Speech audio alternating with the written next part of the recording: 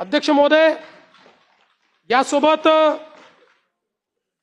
आमचे आज मला या ठिकाणी सांगितलं पाहिजे की आपण जो शेतकऱ्यांना नमो शेतकरी महासन्मान योजना आपण सुरू केली, केंद्र सरकारचे 6,000 आणि त्यासोबत राज्य सरकारचे 6,000, आज त्याचा आपण हप्ता हा शेतकऱ्यांच्या खात्यामध्ये जमा केलेला आहे। आजच दुपारी माननीय उपमुख्यमंत्री शिंदे साहेब, माननीय उपमुख्यमंत्री सुनेत्राताई, कृषी मंत्री, कृषी राज्यमंत्री यांच्या उपस्थितीमध्ये 90 लाख शेतकऱ्यांच्या खात्यामध्ये त्या ठिकाणी 1800 कोटी रुपये हे आपण जमा केलेले आहेत। आणि आता मला सांगितलं पाहिजे की केंद्र सरकार आणि राज्य सरकार मिळून आतापर्यंत शेतकऱ्यांच्या खात्यामध्ये जी काही केंद्र सरकारची योजना आणि आपली नमो महासन्मान योजना आहे, या दोन योजनेच्या अंतर्गत शेतकऱ्यांच्या खात्यामध्ये 90 लाख शेतकऱ्यांच्या खात्यामध्ये 54,000 कोटी रुपये आपण जमा केलेले आहेत। आमचे माननीय सुधीर भाऊ हे सातत्याने धानाच्या बोनसच्या संदर्भात त्या ठिकाणी आग्रही आहेत। सुधीर भाऊ, मी आपल्याला एवढं सांगतो, तत्वतः धानाला बोनस द्यायला आमची मान्यता आहे। फक्त या वर्षीची सगळी परिस्थिती जी आहे त्याचं आकलन आम्ही करतो, कारण नाही धानालाही देऊ, ते अडचणीत ऑलरेडी गेले आहे, त्याचं नुकसान झालेलं आहे, पण धानालाही बोनस देण्यात येईल। त्याचा जो क्वांटम आहे आणि जी पद्धती आहे या संदर्भात लवकरच आम्ही निर्णय घेऊन पण धानाला बोनस देण्याचा निर्णय हा राज्य सरकारने निश्चितपणे या ठिकाणी घेतलेला आहे। आपल्या माहितीसाठी केंद्र शासनाच्या कृषी व शेतकरी कल्याण विभागामार्फत देशभर ॲग्रिस्टॅक ही योजना राबवण्यात येत आहे आणि ॲग्रिस्टॅक योजना ही कृषी क्षेत्रामध्ये डेटा आणि डिजिटल सेवा वापरून शासनाच्या विविध योजनेचा लाभ पात्र शेतकऱ्यांना कसा जलद गतीनं व परिणामकाररित्या पोहोचवण्यासाठी स्थापित केली जाणारी ही डिजिटल फाउंडेशन आहे।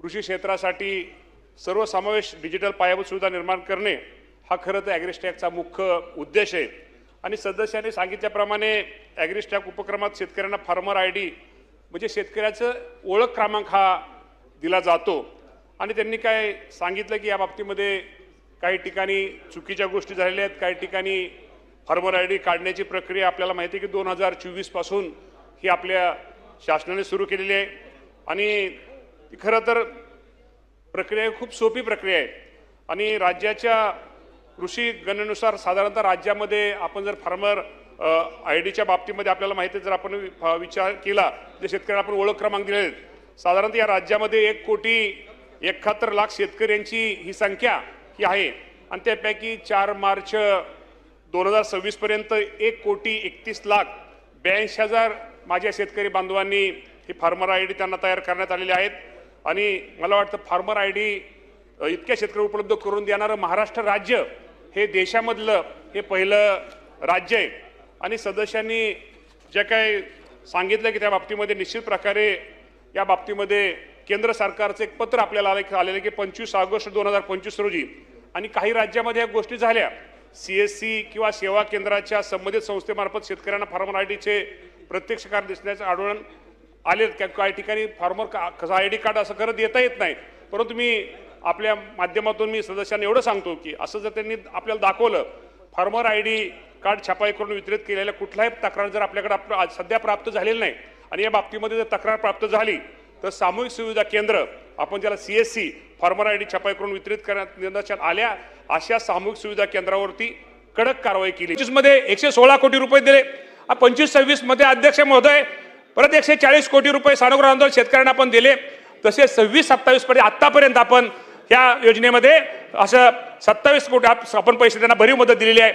मला आपल्याला सगळ्याला माहित आहे यामध्ये अनेक सदस्यांची एक भावना असायची, एक मागणी असायची, शेतकऱ्यांबरोबर या योजनेमध्ये शेतमजुरांचा सुद्धा समावेश झाला पाहिजे, कारण का शेतीमध्ये तो शेतमजूर राबत असतो आणि त्याला अचानक कुठेतरी त्याचा अपघात होतो, कुठेतरी एखादा सर्पदोष होतो, त्यामुळे शेतमजुराला सुद्धा त्याचा समावेश करावा म्हणून सदस्यांची मागणी होती आणि त्यामध्ये आपण शेतमजुराला सुद्धा हा समावेश या योजनेमध्ये केलेला आहे। त्यामुळे निश्चित प्रकारे त्याचा फायदा निश्चित प्रकारे त्या शेतमजुराला सुद्धा कुठेतरी बरं वाटेल की मी ज्या शेतामध्ये उद्या त्याला त्या कुटुंबाला कुठेतरी एक वेगळ्या प्रकारचा त्यातनं आधार मिळेल। या योजनेमध्ये. त्यामुळे आपल्याला दुसरे एक सदस्यांनी मागणी केली होती की उष्माघाताचा त्यामध्ये आपल्याला माहिती आहे की उष्माघातामुळे मृत्यू झाला तर या योजनेचा समावेश नव्हता. तर मी आपल्या सदस्यांना या माध्यमातून सांगतो, जर उष्माघातामुळे जर एखाद्या शेतकऱ्याच्या यामध्ये मृत्यू झाला तर या योजनेमध्ये शासनाने तो विचार केलेला आहे. त्यामुळे निश्चित प्रकारे आम्ही त्याचा विचार निश्चित प्रकारे करू, हे पण आपल्या सगळ्या माध्यमातून सांगतो. आपल्या सगळ्यांना माहित आहे आमचे कैलास पाटील साहेब आणि आमचे सावरकर साहेब या बाबतीमध्ये ह्या दोघांचे प्रश्न खूप म्हणजे सगळे सदस्यांचे भावना किंवा प्रश्न शेतीविषयी चांगले असतात, परंतु आपण जे जे काय प्रश्न मांडले आपल्याला माहित आहे की माझा हा शेतकरी हा अडचणीत आहे. माझ्या अडचणीत आलेल्या शेतकऱ्याला कुठेतरी मदत केली पाहिजे. राज्य सरकार तर मदत अनेक गोष्टीमध्ये राज्य सरकार मदत करते, अनेक बाबतीमध्ये मदत करते, अनेक योजनेच्या माध्यमातून मदत करते.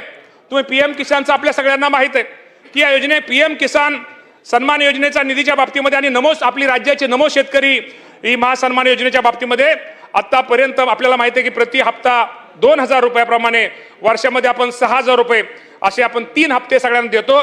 आणि आपण जर केंद्राचा अध्यक्ष महोदय जर विचार केला, केंद्राचा जर विचार केला साधारणतः 23 हप्त्यामध्ये केंद्र सरकारने साधारणतः 1,16,00,000 शेतकऱ्यांना एकूण आतापर्यंत 42,900 कोटी रुपयाची मदत ही केंद्राच्या या योजनेतून निर्माण झालेली आहे.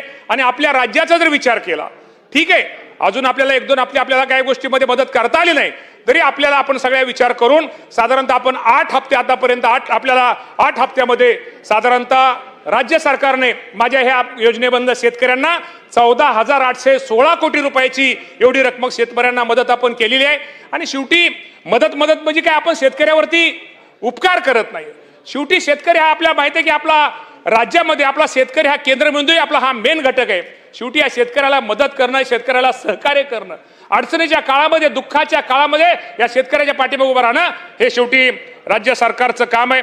आमचे मला वाटतं त्याचप्रमाणे कापूस उत्पादकता अभियान राबवण्याकरता 26-27 साठी 191 कोटी रुपयाची भरीव तरतूद करण्यात आलेली आहे. हे सुद्धा आज मी आपल्या माध्यमातून राज्यातील सदस्य माझ्या शेतकरी बांधवांना निश्चित प्रकारे करतोय. आणि या योजनेचं अंमलबजावणी करणारं महाराष्ट्र हे राज्य हे पहिलं राज्य आहे, हे पण मी आपल्या सर्वांना निश्चित प्रकारे सांगतो. आज आपल्या सर्वांना माहिती आहे, आपल्याला माहिती आहे की पीक विम्याच्या बाबतीमध्ये आणि फळबागाच्या विम्याच्या बाबतीमध्ये अनेक सदस्यांच्या तक्रारी असतात. तिथं ते सदस्यांना तिथं ते असणारे शेतकरी त्यांच्या विधानसभा मतदारसंघातले आम्हाला विमा मिळाला नाही, आमचं नुकसान झालं आणि तरी आम्हाला विम्यामध्ये त्याचा ह्याच्यामध्ये निकषामध्ये आम्ही बसलो नाही, ही वेळेवर त्यांची मागणी असते. या बाबतीमध्ये मी निश्चित प्रकारे सदस्यांना सांगतो. आणि मला वाटतं कुठे साहेब मला वाटतं इथं नाहीत, तर मला वाटतं आपल्या सगळ्यांना माहित आहे की अध्यक्ष महोदय की साधारणतः खरीप आपल्या ज्या पीक विमा प्रधानमंत्री पीक विमा योजना आहे त्यामध्ये 14 पिकांचा समावेश असून रब्बी हंगामातील 6 पिकांना पीक संरक्षण दिले जाते. खरीप हंगाम 2025 करता एकूण 2,407 कोटीचा विमा हप्ता हा आपण तो भरला होता. आजच्या स्थितीनुसार 17.17 लाख शेतकऱ्यांना पाटील साहेब 17.7 शेतकऱ्यांना 1,582 कोटी रुपयाची नुकसान भरपाई ही मंजूर करण्यात आलेली आहे. आणि त्यापैकी 1,523 कोटी रुपये शेतकऱ्यांना वितरित केलेले आहेत आणि उर्वरित 59 कोटी रुपये रकमेचं वाटप हे प्रगतीपथावर आहे. त्यात काय अडचण नाही. हे पहिलं उत्तर तर ते प्रगतीपथावर आहेत.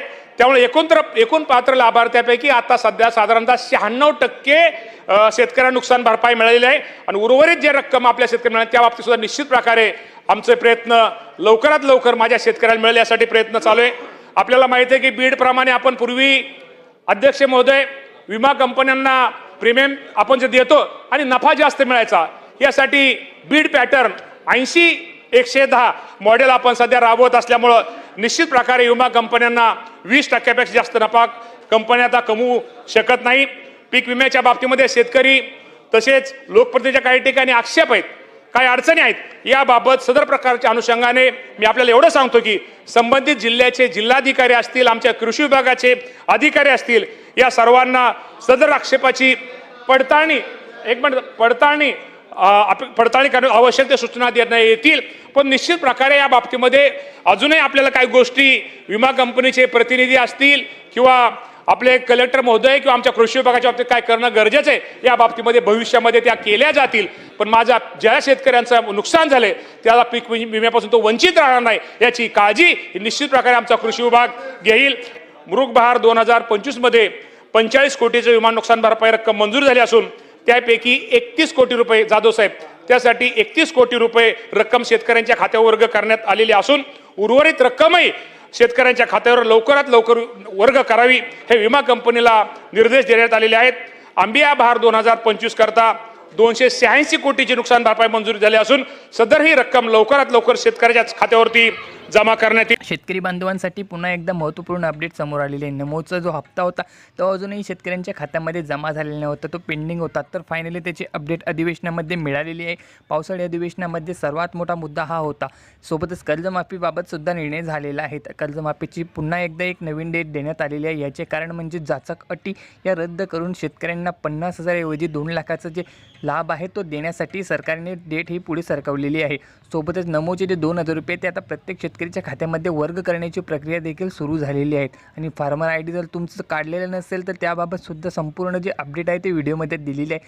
व्हिडिओ बघितला नसेल तर व्हिडिओ बघून घ्या, तुम्हाला संपूर्ण माहिती कळून जाणार आहे. चॅनलवरती नवीन असाल तर चॅनलला सबस्क्राईब करायला विसरू नका.